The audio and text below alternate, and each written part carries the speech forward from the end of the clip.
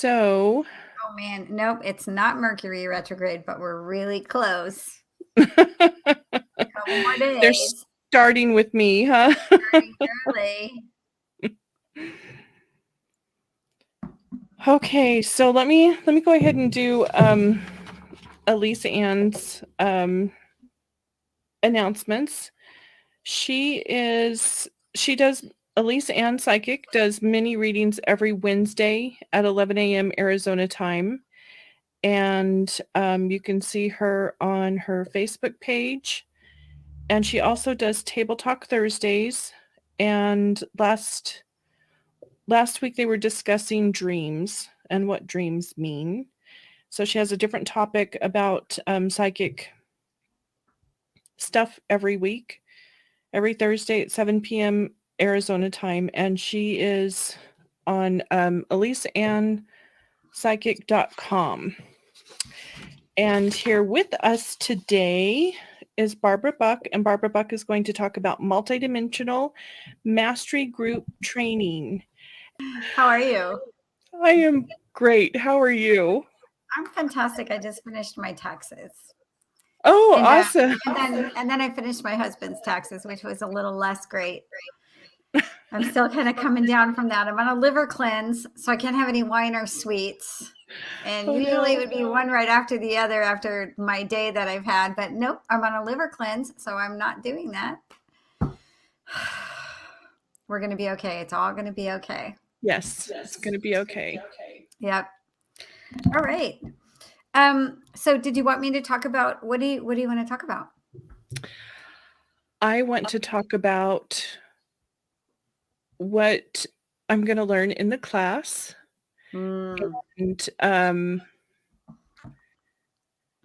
how profoundly it's going to affect me as it has already.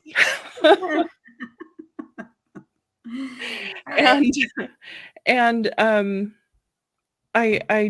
want people to know about it. And I really want to know your background and like how you developed this, because you've told me that you've developed it and you told me a little bit about it, but I want to know a fuller story on it. Oh, okay. So, I started out like as a person who really wasn't interested in any of this stuff. I was kind of interested in energy because my business partner, I had a jewelry designing company with this guy, and he got kidney surgery, and he actually died on the table for 7 minutes. And when he woke up, he could see auras. So when that happened, it was like, what's an aura? I didn't know any of this stuff. I was in early 20s. And I just, so I was supportive of him, and he gave me a bunch of books on energy healing and stuff like that, because he started seeing energy and all this. So he would take me to classes and stuff. But honestly, I thought it was a bunch of hoo-ha, and just went on about my life. And then I had a dog that got sick and almost died, and an energy healer, a Reiki practitioner, actually literally saved her life, to the point of where the vet said it's a miracle. There's no way this can happen. Documented with the pictures and everything of like, there's no way this can happen. So I said, well, what the heck did you do? And I want to learn how to do it. And so I didn't take her to the energy healer. It was literally this fluke thing that happened, like it usually is. And I became a Reiki practitioner. And honestly, I was so uncomfortable with the whole thing. I didn't tell my family. I didn't tell any of my friends. I just started like doing Reiki secretly. And then I opened up a hypnotherapy practice, which was a little bit more acceptable because I had a background in psychology. And so I went to school to become a hypnotherapist, and I opened up a hypnotherapy practice, but I secretly did Reiki on the side for a long time, because my parents are very science oriented. And then so what that means is the first 7 or 8 years of me being a practitioner was kind of hidden. I wasn't in community at all. I was studying and I was learning my craft, and I was going to a bunch of different workshops, and I had a ton of different Reiki attunements and different types of energy healing attunements and things like that I offered in my business. But I didn't talk to my family or friends about it at all. It was totally secret. And I also wasn't in community at all. And then I decided to join the spiritual community in Phoenix, which is lovely. It's huge in Phoenix, Arizona. It's a massive spiritual community, lots of really wonderful people, but there's also a lot of people who have a lot of ideas, very new age concepts about energy work, what a human being is. It's very 3D concepts. And suddenly in, I want to say 2012, I got really sick and I almost died. And I ended up with a chronic disease and I was hospitalized a bunch of times for it. And what happened was is that when I reached out to the spiritual community, I did not get any help at all. A lot of it was very third dimensional. Yes, did I get nice energy healing and stuff? Yes, but I didn't really get any help because I'm a healer. And at that point, I had been a healer for 12 years. I wasn't new to it, but I wasn't doing the deep work that needed to be done because I didn't even know that I needed to. I didn't know that it was there. Nobody had ever talked to me about shadow work. Nobody had talked to me about really diving deep into the core of why you get sick. And, oh, you want to balance the chakras? Yeah. You want to go ahead and just clear your aura? Sure. That's wonderful, but it's a Band-Aid.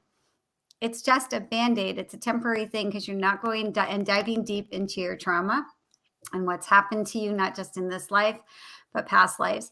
And I did a lot of past life work and stuff, but just understanding what happened doesn't actually take you through the process of clearing it out of your field because you carry that stuff with you. So there was all this stuff that I didn't understand or know. And I was doing, and there was a lot of judgment as well. Well, you created this for yourself. You need to figure out why, all these different kind of really negative comments towards me that made me feel very uncomfortable. And not even want to be a healer anymore because I was like, well, obviously this energy stuff doesn't work on the really serious stuff because, I'm not getting any better. That's really interesting to me that you would get that reaction. You'd be surprised. Because I think what happened is I think it scared them because I'd been a healer for longer than almost every single person that I was in the spiritual community with, save some others. And I went down for the count.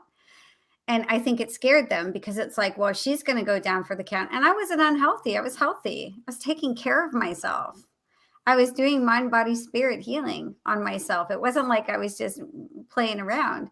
So I think it scared them and I don't think they knew what to do. And I realized I don't know what to do and neither do they. Who does? We're in trouble.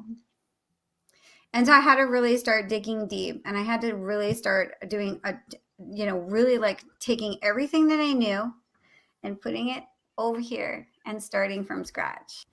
And so over the years, through talking to other people, through studying, and also through my own self-sourcing and my own inner wisdom that I'm supposed to bring onto the planetary body, I came up with this way of self-healing that is what I just call multidimensional healing. And really what it is what we're doing is I realized that what happens is that we don't know ourselves.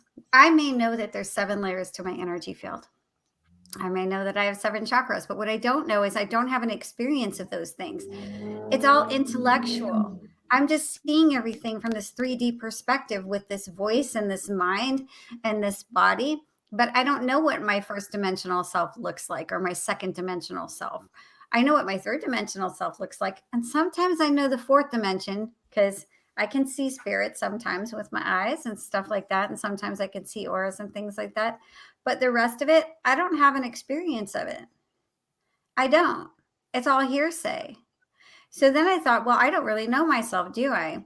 I just know this tiny little piece of me.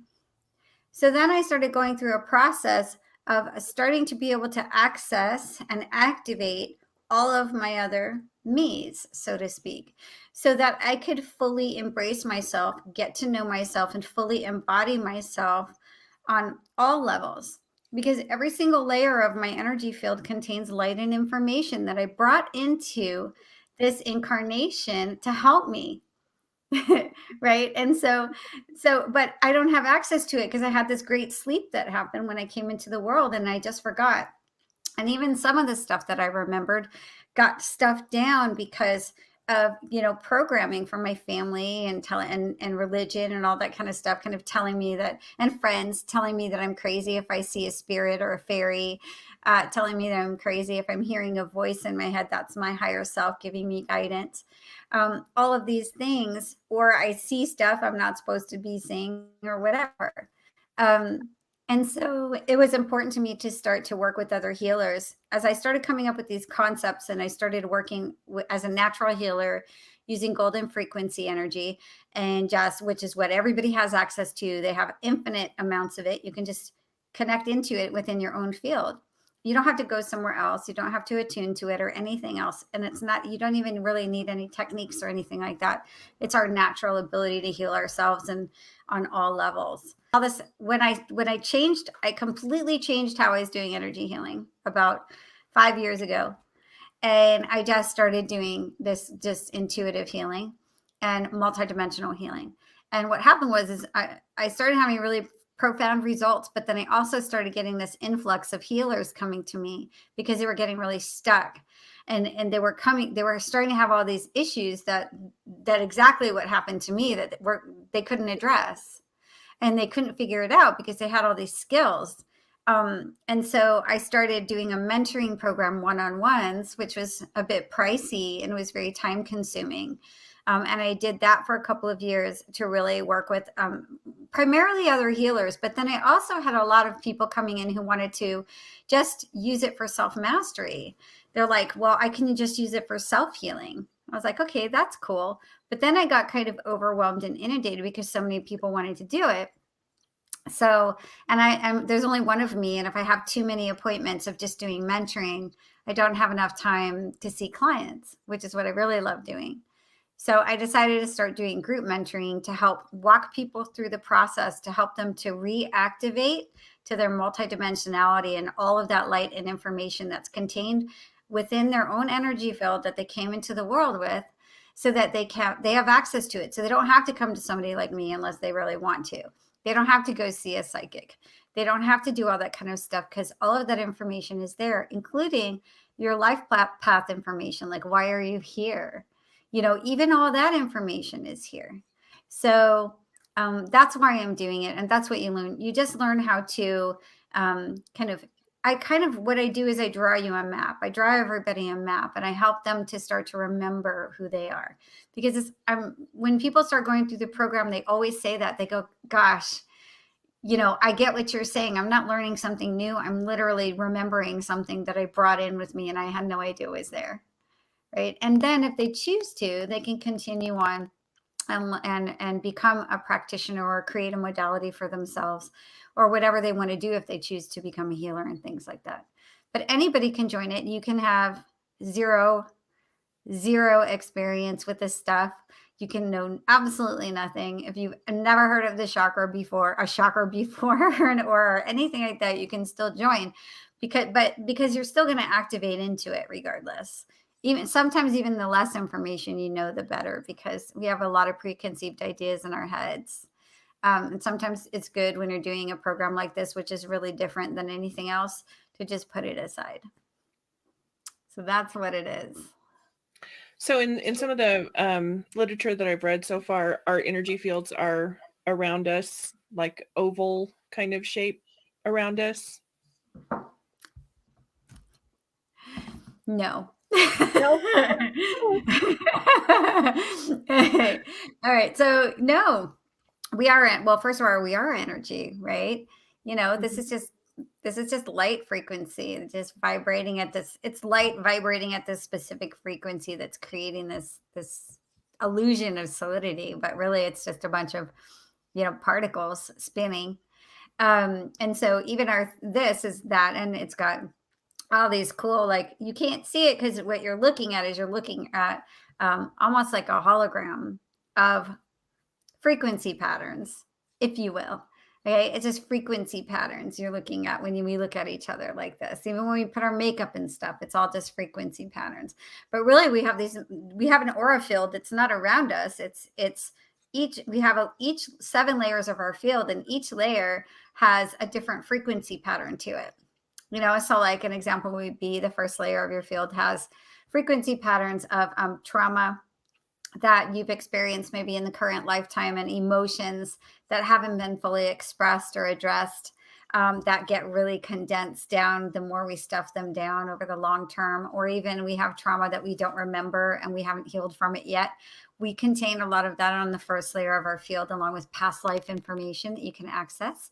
So you don't have to go to the Akashic records to go get it. You have a copy of it right here, right? You've got like another layer is your fifth layer, which is your fifth dimensional blueprint, which is your avatar self. So when your higher self decided to come into physical form, it did so with intention. And those intentions are on the fifth layer of your energy field, which is again frequency patterns. So you don't have an aura field. You are the aura field. You just, there's all of these different layers of complexity to you as a multidimensional being that you just aren't aware of yet. Maybe a lot of you are, maybe some of you are, whoever watches this. But for a lot of us, we just perceive it as this kind of energy that's around us, but it's not around us. It is us. It's within us. It's our own frequency signature patterns from all these multiple different patterns that make up this perfectly unique Barbara and this perfectly unique Jessie that walks around the world with all of these colors and glowing and spinning. And, you know, energy fields are very cool. It's not this little bubble around us at all. You know, it may look like that to somebody else who's looking at you, but on the inside, there's a whole world going on in there. So talk a little bit about how things get stuck and how that creates disease. Hold on, let me turn this off. There we go. Sorry. Say that to me again. Talk a little bit about how energy gets stuck and how that creates disease. Okay. So it's kind of cool because there's a couple of different things that can happen. So one easy one is like when your intentions and your actions and your words aren't in alignment with your higher self. What happens is in 3D, you have intentions, actions, and words and all that kind of stuff. And that has frequency patterns and it has power to it. It has energy to it. It has a force, an energetic force. That force moves up into the fourth layer of your energy field, which is your astral body. And then it brushes up against your fifth dimensional blueprint, which is your avatar self. And if it's in alignment with your avatar self, then it's a go. If it's not in alignment with your avatar self, then that creation is going to move back down into the physical. Now, sometimes it may just be you're creating things that are weird. They don't make sense. They're not what you wanted and all that kind of stuff. And sometimes it can manifest as a physical disease or an accident or something like that. Another way is when we have something that happens. I'll tell you a quick story. How long is this? How long is this? Are we on for an hour? We're on for however long you need to be. I'll be here till next Thursday. Because I can go on. I don't want it to be, take too much of your time. So basically, I'll give you an example. I started having really bad tailbone pain. It was intense. And I went to the chiropractor and they did an x-ray and there was just nothing there. There was nothing wrong with it. And I was like, okay, well, maybe I need to go and to a hypnotherapist and get some, pain relief things. But what ended up happening is this memory popped up of when I was, I'm going to say 6 years old. And I had just learned how to ride my bike. And I had learned to ride my bike and the training wheels had been taken off. And I was so excited. And I was going up and down the street and I was riding my bike. And all of a sudden I hit a crack in the sidewalk and I fell sideways and I landed on my butt pretty hard to the point where it kind of jarred my tailbone a bit. And I thought, oh man, that hurts really bad, but it was okay. I'm cool. I'm tough. And I got up and I went and I brushed myself off and I went to pick up my bike. And all of a sudden I heard all this laughing. And I look over across the street and there's a bunch of older kids on the lawn across the street. They saw me fall and they were laughing and pointing at me. Oh, you idiot. You can't do anything right. They were just being mean, like young, like kind of young teenagers. And they were really mean to me. And at first I was really sad. I was heartbroken because I was like, I was having so much fun and I was so proud of myself. And now I just feel really bad. And then the next thing that happened was I cut off the sad and I got really angry. And I got my bike up and I walked the bike home. as a result of that, what happened was throughout my life, which I did not realize from that one instance, was I became a perfectionist. I did not like to do new things in front of other people at all. So if I was going to do something new in front of another person, I would get really super anxious, or I just wouldn't do it at all. So over the years, it kind of really became a big issue where I had to be really good at something or I just wouldn't do it because I would get really embarrassed if I made a mistake in front of other people. And that was sitting in my tailbone that whole time. My tailbone was holding that memory of just saying, you did not allow yourself to feel sad. You just covered it over with anger and you didn't complete that cycle of energy. Okay. So it was literally sitting there stuck on a cellular level in my body, but it was also like a little piece of me frozen in time that hadn't healed. Literally just this little frozen block of energy that was not moving because I had just stuffed it down and just got mad and, probably flipped him off a little bit or whatever. and then just had this packet of energy that presented itself to me as an adult because it was a piece of me that needed healing. So the first layer of the energy field carries all of that kind of stuff. And we have a lot more trauma than that, most of us. We have a lot of experiences where we have all learned how to not feel our stuff. Okay, we don't feel our stuff. If we think we're feeling our stuff, but we don't. That's why we have anxiety disorders where we're anxious all the time, or we feel depressed and we have a depressant, and we're depressed all the time. Even sometimes it can create clinical depression. If we have to be stoic and we have to take care of business as a child for whatever reason, and a lot of us are in that situation, it's gonna cause these blocks to form.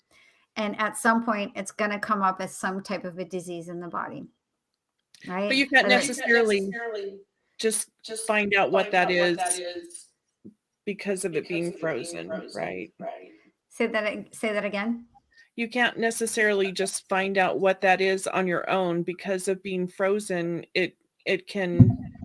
Well, it's unconscious memory. But if you learn how to go into the first layer of your energy field and go look for stuff, you'll start to be able to find that stuff for yourself and transmute it back into light that's moving again and go through a little healing process. So yeah, that's something that you can absolutely learn how to do yourself. You don't have a map to that location yet because you didn't know it existed. Once you recognize that you have this stuff, it starts to create an activated code or whatever you want to call it in the body of remembrance, so to speak. Right? So that you go, oh, wait a second, that kind of makes sense to me. I get that. All right, well, how do I do this? And then I just kind of show you how to do it, and then you can do it on your own.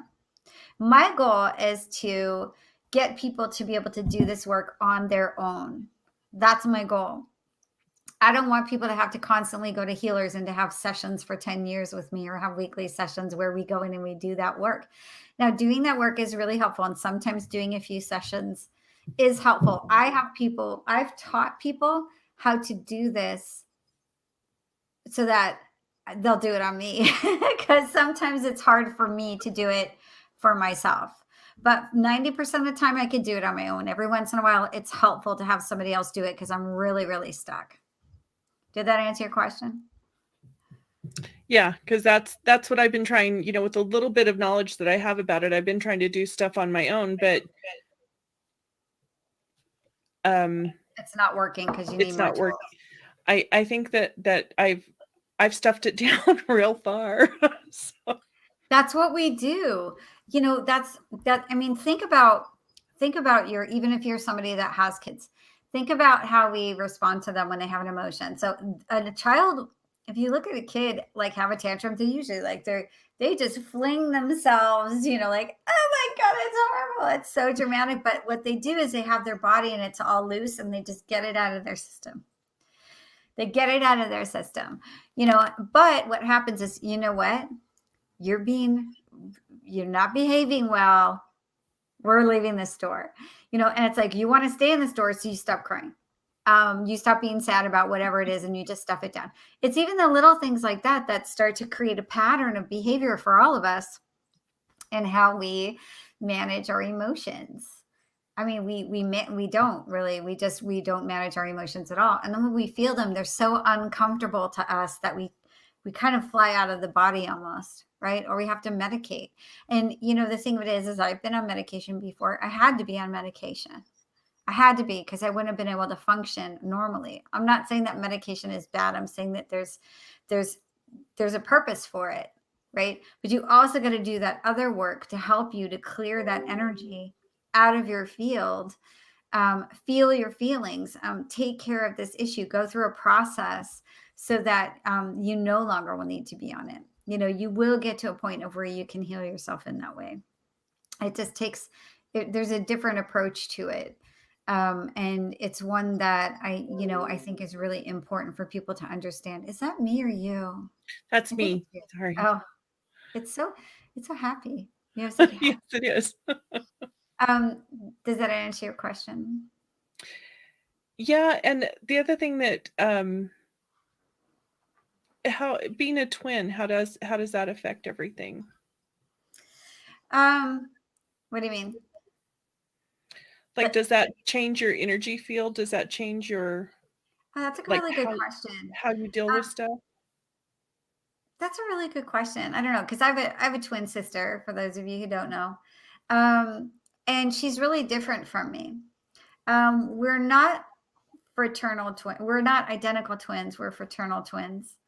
So we're very different, separate, but we share DNA, but it's not identical. So we're just like being sisters who shared the same womb. But what was really cool is that we had we had a language that we started talking when we were about 5 months old to each other. So we had this language that we understood each other until my sister didn't even start talking in English until she was, I don't know, like a year and a half old. She just talked in this language. So, I don't know. I've never thought about that before. I just know that we're really different. We're like kind of opposites. And we are connected into each other. Like I know if something's going on with her or something's wrong with her. As far as energy work goes, though, I think we're both are contained, unique beings, just like you and I are, where we share a connection, but we still retain our own unique kind of signature patterns and frequency patterns and stuff like that. I have known twins that would complete each other's sentences and, Yeah. like, you're looking back and forth, like, "Who's talking?" Like, I Yeah, was we're not. wondering. No, we're like polar opposites. She's an accountant. I was an artsy one, and she was an accountant. But she did just kind of open up to her intuitive abilities recently and called me in the middle of the night because she started seeing spirits all of a sudden, which was quite the event. So that was very exciting, but she managed it really well. It just woke up like that, but that's happening to a lot of people. If it's going to happen to her, it can happen to anybody, really, honestly, because this is not in her purview. She's a Christian, and she's very conservative, and she's lovely and a very nice person, and she has a normal life and a couple kids and a nice house. And it was very unexpected for her to wake up seeing a bunch of shadow beings in her bedroom. That was unexpected, but it's happening to a lot of people, and I think that that's something to address too. Is that people are starting to activate and wake up to their own intuitive abilities, and they're frightened and they don't know what to do about it. And there's all this new age stuff out there that I don't think is really giving them the tools that they need. And I don't want to speak ill, because I was a new age practitioner. I was one of those people. But we have to evolve. And then you have all these little starseed kids that are being born right now with all of these gifts, and they have nowhere to go except for other starseeds who look really good on TikTok and post cool videos, but none of them have any idea what they're doing at all. So that's another reason why I started this program. I have quite a few kind of younger, under 25 people that are going to be joining, that are kind of really starving and craving for information that's just not really out there yet. So me, as well as other people, are starting to put this multidimensional information out there. And I can't wait to see what they do when they run with it. It's going to be exciting because they're young and they have a fresh perspective, and they don't have all of this kind of baggage that I had when I was learning my craft and things like that. Can you talk a little bit about seeing synchronicities? Like that's been such a huge thing this past probably the last 2 years for me. Like never in my life have I had so many synchronicities, and a lot of I'll say something and like somebody on television or you know whatever I'm watching will say the same word at the same time that I say it. All the same number patterns and those kinds of things. Can you talk a little bit about that? Yeah. For me personally, I have a weird belief system. I believe that this is kind of our reality is like a hologram, that it's not really real. It is real, but I believe it we're these big, beautiful light beings that created some sort of kind of almost a simulation, so to speak. And we're having these experiences in all of these different simulations. And what's weird is science kind of agrees with me. Science also says that the universe is that we're in it's a hologram. So what that kind of means is that we're like these little representations of almost like God splittering himself off into a billions of different pieces to have all these multiple different experiences. So in a weird way, each person is almost in like a reality bubble of their own, but we're all connected into this kind of greater knowledge or this greater being or whatever you want to call it. So for me, synchronicities are very much have to do with affirmations about things like I love synchronicity. So like I love like animal messages and things like that. So when you have an animal that kind of shows up, I like to kind of look up what they mean because sometimes they'll show up in the weirdest places. I also love number messages because again, if we're kind of in this simulated reality, or it's not even simulated, I don't know if I'm explaining it right because it is an organic existence. It's just not, it's like a hologram of something that's much larger. So when I see synchronicities and things like that, I always perceive it as it's my higher self trying to guide me towards something, towards an Easter egg or towards like, towards something hidden that I'm not aware of. So I tend to follow them. Now, other people perceive synchronicities as like some type of a synthetic thing or a synthetic interference, which I think is ridiculous. I've had nothing but good experiences with synchronicities. Me There's a too. really cool lady. Oh gosh, Pam Greer, I think her name is. She has a wonderful book called E Squared. And E Squared is all about synchronicities and how you can create more of them in your life and actually start to manifest things into your life. So one example would be, she says, and I have a really good example of this. I met this lady and I had coffee with her. And I ended up playing around with her concepts. And one of them was just deciding in the night before you go to bed that you're going to see something. And it's got to be like something weird. So I decided I was going to see an eagle. I want to see an eagle because I love eagles. I like big birds. I want to see an eagle, but in Phoenix, Arizona, you're probably not going to see an eagle. And I said, I want to see a live eagle. Okay, go ahead and create that universe. So I went to bed and she said, and give yourselves a time set. So I said, okay, and I want to see a live eagle in the next 48 hours. So it was interesting was I lived on Central Avenue, which is like the parade avenue. And there was a parade the next day. And so I wanted to go see it. I think it was the, what's that bowl that they have in Arizona? Oh my gosh, I can't Fiesta remember. Bowl, the Fiesta Bowl. Fiesta Bowl. Okay. So it was a Fiesta Bowl. So I leave my house and I go to walk down to the Fiesta Bowl and I see this guy walk by and he has an eagle t-shirt. And I go, okay, that's cool. He has an eagle on his t-shirt. And then I saw like a bus going down and it had an eagle on the side. And I was like, okay, well, that's close, but it's not what I asked for.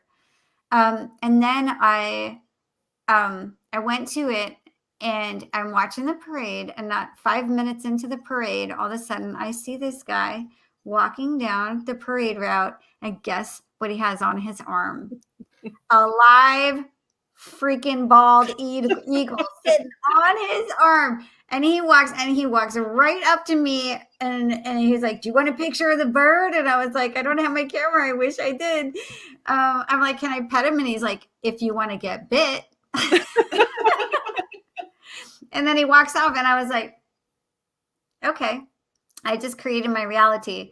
So in effect too, synchronicities are almost like you creating your reality and giving you a heads up, like what you've asked for or what you were thinking about at that very moment is going to manifest. So stop for a second and take a minute.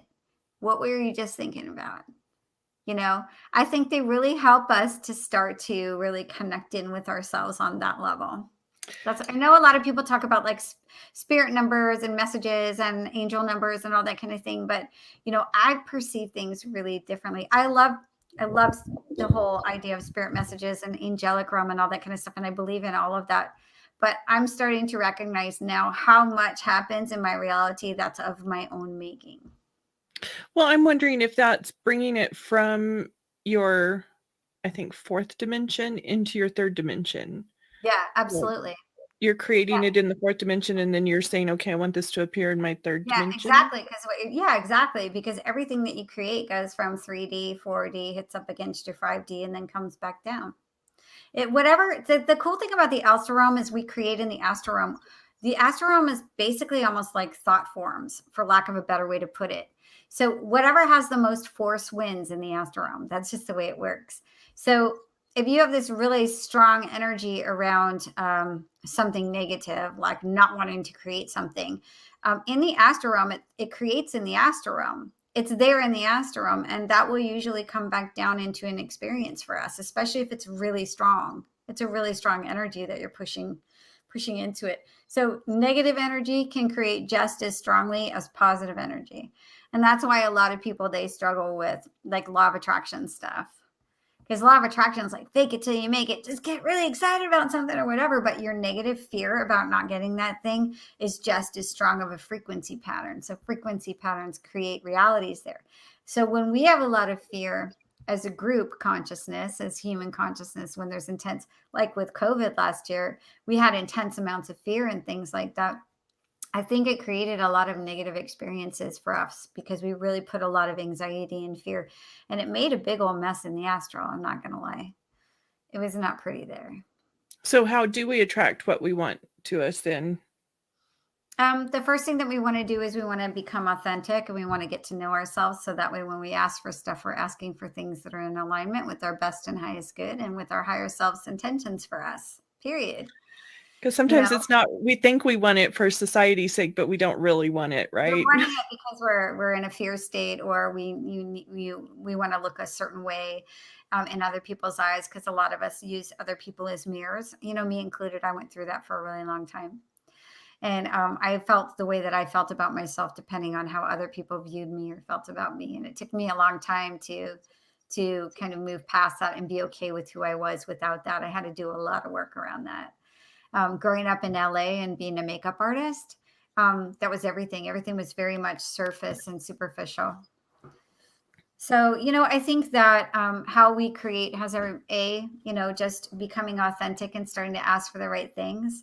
And then also recognizing that we want to have a good connection to our higher self, and most of us don't. When you're dialed in, and that's part of your multidimensionality, is getting to know your higher self. Getting to know yourself on that level is everything, because how are you supposed to create things that are in alignment if you don't even know why you're here or what you're supposed to be doing here?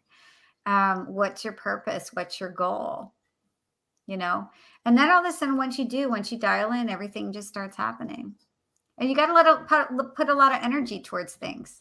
So like with my class, I haven't done a group class yet. And so I had no idea how many people were going to show up, but I got really anxious about having too many people in a group class, because that can be overwhelming, because what happens is everybody has questions.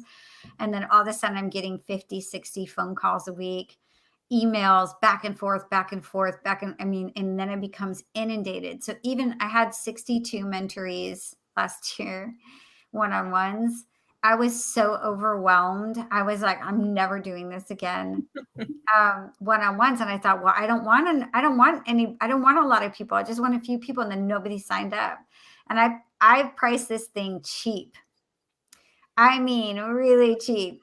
And so I like totally was freaking out. Nobody's going to go to the class. And I wrote this whole class and all this kind of stuff. And then I had to sit back and go, how much energy did you put towards freaking out because you didn't want too many people to sign up? And how much energy did you put towards wanting people to sign up? And honestly, I put way more energy towards not wanting people to sign up. So I suggest that everybody ask themselves, why do I want to ask for this? You know, if you're coming from a place of survival, chances are you're probably not going to get it because you have fear around not getting it. And that fear is going to be a lot stronger than just feeling really dialed in and aligned with what your higher self wants from you. Yeah. Okay. So, can you see the chat? Nope. No? Okay. Is there a chat? There is a chat. Can I ask them if they have questions for you? Sure. Do you guys have questions?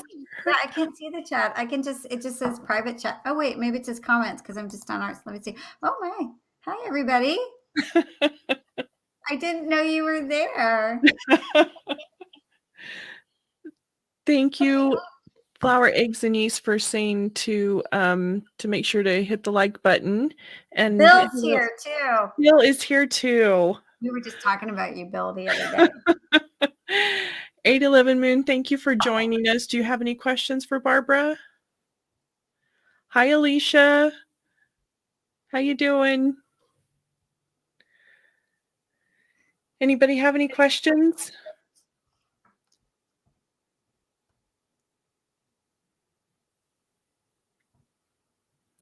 It's that dead silence. I know. I'm pretty verbose. I usually kind of everybody pretty much gets me right off the bat. It's such interesting. She has $1 million. Yes. Yeah, I knew that you would, Alicia. Start with one and we will go from there. Alicia's been working on a lot, and she's so she's like having so much fun learning all this stuff, and she's growing so much. It's great to watch it. So that's exciting. Really cool. It's so exciting when you first kind of really start getting into this stuff. Oh my gosh, there's so much out there. I hit like I don't even know how many books. I don't even know how many books I bought when I probably spent $1,000 on healing books and self-help books and stuff like that when I first started on this journey. It was crazy. Let's see. How do we start to find our place to heal? How do we start to find our place to heal? By our place, what do you mean? Define what you mean by that.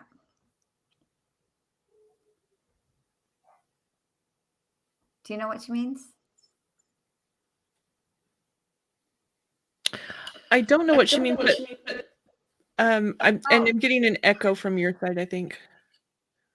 You're getting an echo from me all of a sudden? Yeah. And Flower, Eggs, and Yeast, Teresa's asking, what has been the most interesting experience with your twin? What has been the most interesting experience with my twin? Well, we know when something's going on with the other one. Like my sister, she started calling my house. It was pre-cell phone. That's how old I am. I got into a really bad car accident, and she all of a sudden like sat up. It was really early in the morning. She sat up and started panicking and started calling me constantly to try to get a hold of me. And she didn't get a hold of me until I got home like 6 hours later from urgent care. And she was like, I knew something had happened to you. I woke up and had this really bad feeling something had happened to it. And it had. So yeah, we have stuff like that. But when we were little, we did telepathy communication and stuff. I'm sure of it because I've seen videos of it. I mean, parents took old movies of us, and I would see me talking to her, and she would go get something and bring it back to me because I couldn't walk. She could walk before. Yeah, like stuff like that. It's pretty cool. I see somebody else too. Oh, go ahead. Go ahead. our past wounds. So how do we start to find our place to heal our past wounds? So that has a lot to do with, here's a great way that you can do it. Your body is your greatest ally with this. So there's a lot of different modalities that are geared around towards finding trauma and wounding from your body. So what you can do is anytime you have a little ache or pain or anything like that, you can go ahead and kind of relax your body and go to that location where you have that ache or that pain. I guarantee you there's hidden trauma there. There's a whole process that you can do. I actually have a YouTube video on this that's free. Let me see if I can kind of, if I go off of this, am I going to still be on this? If you want to send it to me, I'll send it to her. Okay. Yeah. I have a YouTube video that's about kind of releasing trauma, and it walks you through this process of using the body as a tool to heal trauma. That's really super effective. And it's just a really great way to go in there and heal those past wounds. And you feel like a ton lighter. So basically it's like, almost like the service that I do, which is the trauma release service, but it's in a video form so that it walks you through steps of doing it on your own. So I'll send that to you, Jessie, and you can send it to her. Okay. Should we do that after? Yeah. Okay. I see somebody else that says, I'm a Reiki master. Where do you go after Reiki? What would you suggest? Do you want me to answer that one next? Mm-hmm. Okay. Well, I love Reiki. I was a Reiki master for many, many, many years. And like Jessie, you're a Reiki master, right? You're not a Reiki master? Don't you do Reiki? Not. You don't do Reiki at all?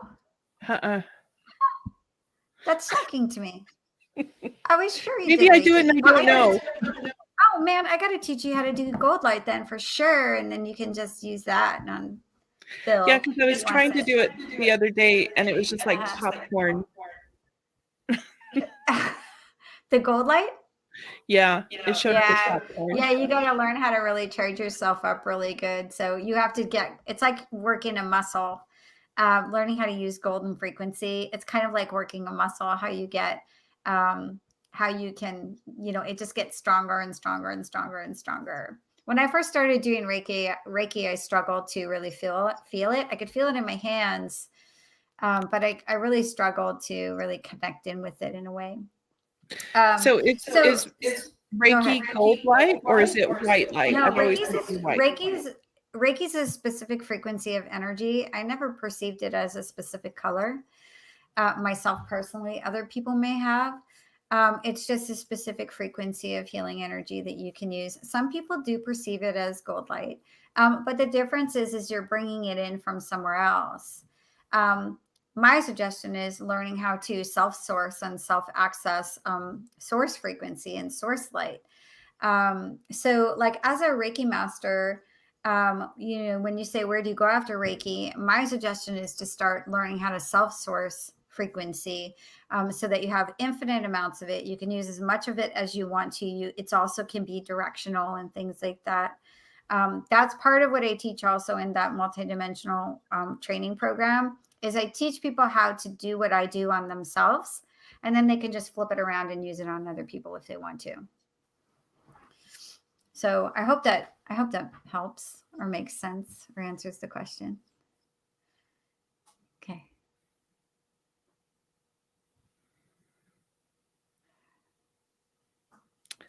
Do you see the question on Starseed?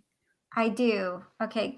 Alicia says, Starseeds. I've been told so many contradictory information. How can we tell for sure? Oh man, this is the thing is there's tons of information out there. And the reason that I do this 100%, I teach people how to connect in with their multidimensionality is so they can access that information for themselves, so that they can activate to their own innate wisdom that they have, so they don't have to go external or outside to other people to give them that information. So you're going to get somebody who gets a starseed reading from 5 different people who do it, and they're going to tell you 5 different things. Or sometimes maybe you'll get lucky and you'll go to 3 or 4 psychics who are very, very psychic, and they're going to pick up that information for you. How can you tell for sure? If it pings with you, if there's a resonance, if it just goes boom, and you have a memory, you remember. That's how you know it's true. If that memory doesn't activate and it doesn't come online, then it's probably not your story, and so it's just somebody else saying it. That's my take on it anyway. Reality is really subjective to the observer having the experience here in the 3D realm, and that's just a fact. So I don't know. There's a lot of junk out there too where they're like, oh, if you have blue eyes and blonde hair, you must be a Pleiadian. Well, that's just not true at all. I met lots of people who have that Pleiadian energy who don't look like that. That came up for somebody when I was doing an Akashic Records reading, that she asked what star she was from, and I'm like, Pleiades. I'm like, is that even a star? It's a cluster. It's a cluster. Yeah. I have to look it up. Yeah. There's a bunch of stars in the Pleiades. So yeah. Yeah. But cute. Yeah, you have all these experts who go on and you're like, I'm from the star Pleiades. And you're like, no, you're not, because that's not actually a thing. But everybody's experience, and whatever pings and brings you joy and helps you to walk on your path of service to others, that's what I think is the most important thing. So, and then Alicia also says, like, I just started reading about Reiki. Reiki is an awesome way, an awesome modality, because it honestly, the first thing that it does when you get an attunement, it opens up your top 4 chakras, and it actually starts to kind of help you to open up to your intuitive abilities sometimes. So if you're kind of shut down getting that attunement, I've been known to, and I hope none of the Reiki masters get upset with me about it, I've been known to give people Reiki attunements to help them to just start to open up the top 4 chakras a little bit so they can start to get connected into their intuition. I haven't done it in a while, but I have done it. That would be nice. You want some Reiki? I'll give you some. Yes. I do. Gold light can do that too. It's just, again, it's like using a muscle, and it starts to activate everything. It just does it in a really different way. But Reiki, when you do it, sometimes it'll just boom, like really quick. But doing the multidimensional light body, that's going to open up your energy centers big time. Cool. Yeah. Any other questions from anyone? I have a question. Okay. I have an answer, maybe. I've done psychic readings for 3 different people who have given me 3 different types of black rocks. What do you mean? As gifts. What kind of black rocks are they? Shungite? I'm not sure. So usually black rocks are indicative of, they're kind of like, they absorb negative energies. So like in the case of shungite, or black tourmaline, and just, there's a bunch of different kinds of black rocks. But what they do is, like, they'll absorb negative frequencies. So if you put it in front of your computer, it will absorb the EMFs frequencies. They're supposed to. I've seen I actually have one on the back of my phone. Mm-hmm. Right here. I have a little shungite thing on the back of my phone right there. So to kind of help absorb the frequencies and stuff like that. I think that it's just some people consider most black stones to be a type of protection from any type of negative energy. So for whatever reason, they felt that maybe you needed a little bit of extra support to kind of absorb whatever it is that's going on around you. They made me very happy, so that was good. Yeah, I love shungite. I love black tourmaline as well. They really have a nice frequency to them, and they're very much healing stones, because they really do kind of clear things for you. So that's probably why. One of them is apparently called Saffronite, which is just around around the area where I live, the town of Safford. Saffronite, really? I got to look at it now. And it looks like a lava stone, but you can shine light through it. So it looks almost like a Multivite. Do you know what Multivite is?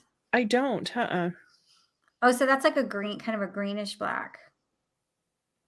Interesting. Multivite's from it's a stone that's from meteorite, it's from meteorites, I think. This one seems like lava, but you can. Oh, it's Tektite. Yeah, it's Tektite. Okay.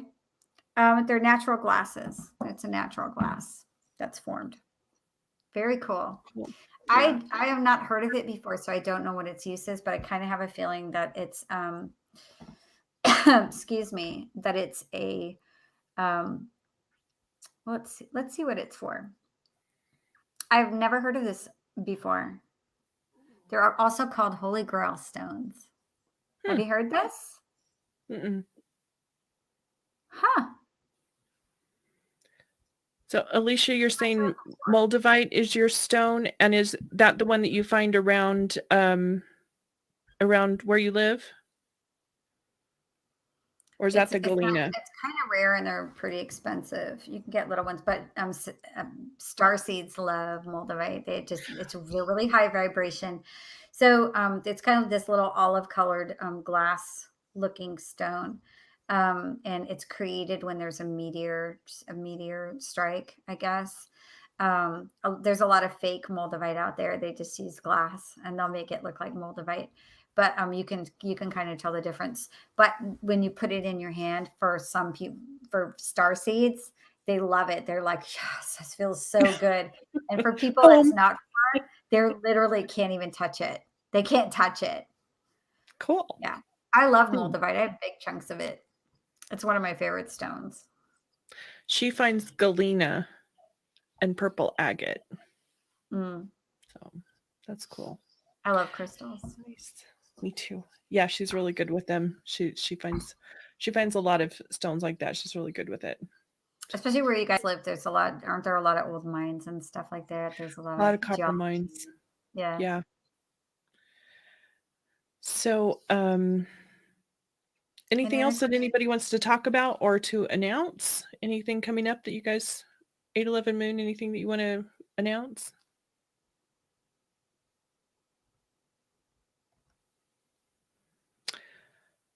Alicia, yeah, I think that your Starseed Confirmation has been out there.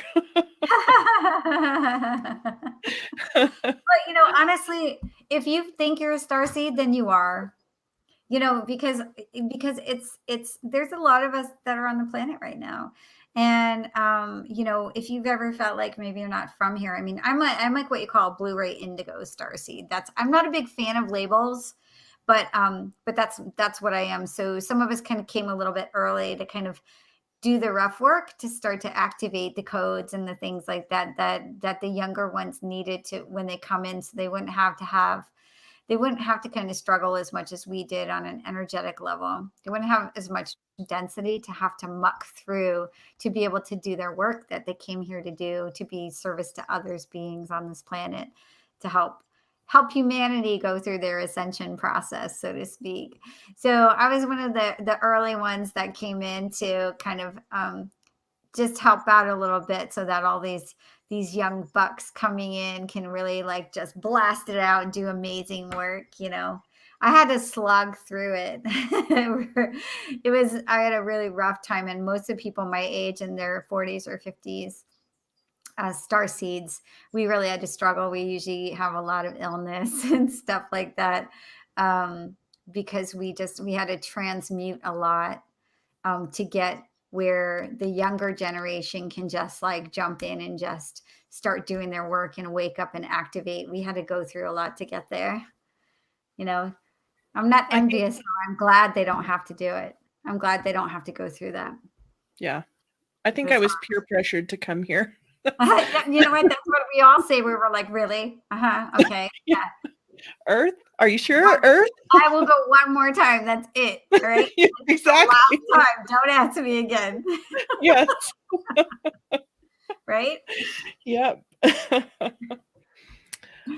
Okay, well, if nobody else has anything, I think we'll go ahead and close there. We've been on for about an hour, so thank you all for being here. I appreciate it so much, and hopefully next time things will go a little more smoothly.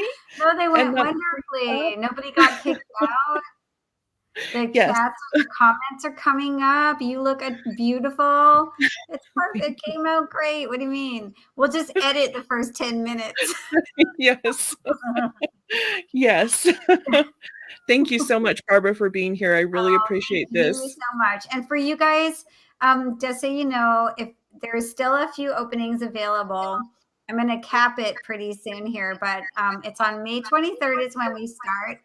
If you go to my website at barbarabuck.org and go to the IAM workshops tab, then you can find the workshop there and read about it if you're interested in it. I'm excited about it. It's going to be fun. I will. I think that I can post all the links to everything in the description box. Yeah, I have no idea. Yeah. I don't know what I'm doing. Okay. Okay. Really thank you all. Bye, everybody. Thanks for coming. Bye.